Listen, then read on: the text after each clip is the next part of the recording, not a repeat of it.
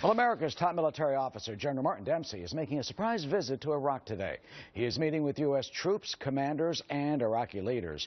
His visit coming just 2 days after he told Congress he would consider sending more American forces to join the fight against the radical Islamic terrorists of ISIS.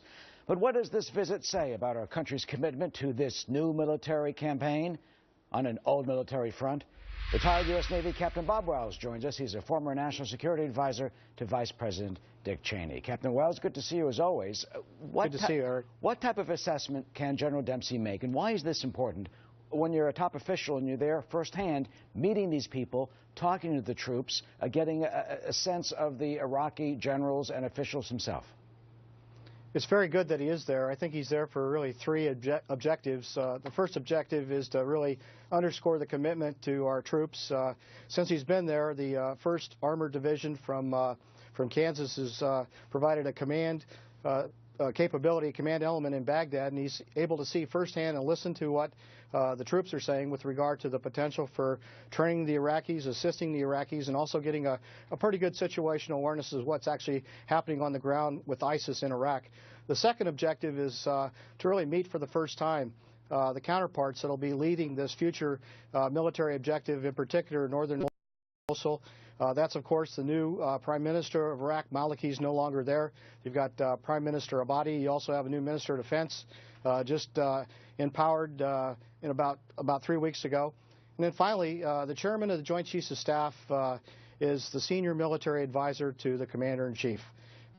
Being there firsthand is a really good thing, so that President Obama hears firsthand what the situation is on the ground. So upon his return, of course, he'll give a full briefing to the President in the Oval Office. But you talked about the Iraqi forces. Why would we have any faith in them now when they dissolved so easily before? I think we have faith in them now because there's been 1 or 2 assessments that shown that there is some core fighting power, some core capability with the Iraqi forces. They were really challenged under the Maliki regime with the Shiite and the Sunni differential. Now there's an attempt, especially with this new defense minister, to really emphasize the Sunni capability. Also, the Iraqis are intent. The new law was passed just this last week to build a new National Guard to protect its citizens in Al Anbar province. So I think we should be, it's a good starting point, a good point of departure. It's going to take 18 months or better to really get the Iraqi fighting forces in shape, as I understand it.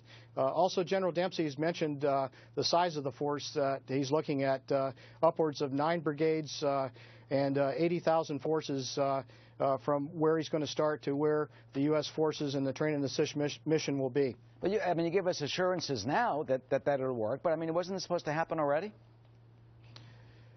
I don't know about that, Eric. I think there was a sense that the Iraqi forces could stop the ISIS advance toward Baghdad. ISIS is still in charge on the ground. The airstrikes, we had over 800 of them so far, have disrupted, but it hasn't really slowed the impact of ISIS in Iraq. We've got some core fighting power with the Kurdish Peshmerga forces in the north. As General Dempsey said when he was talking with the troops over the last few hours, he said, we've really slowed their advance. We've had a chance to basically give Iraq another chance, and that's what he's there to basically and to see what the plan is going to be in order to achieve just that. Yeah, and finally, there have been some successes. You got the dams being taken back, that town where the oil refinery is. Finally, briefly, do we have to kill Baghdadi in order to try and stop them? It would help.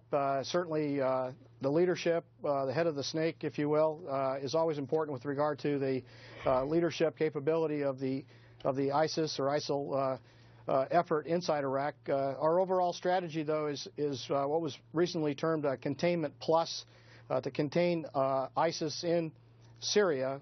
The plus piece of it is to basically get ISIS out of Iraq, get Iraq another chance, and certainly the United States has a core responsibility within the coalition to do just that. Well, that is the plan, and as you say, it will be a long campaign. Captain Bob Wells, yes, always good to see you. Thank you. Good to see you. Thank you Eric. Today.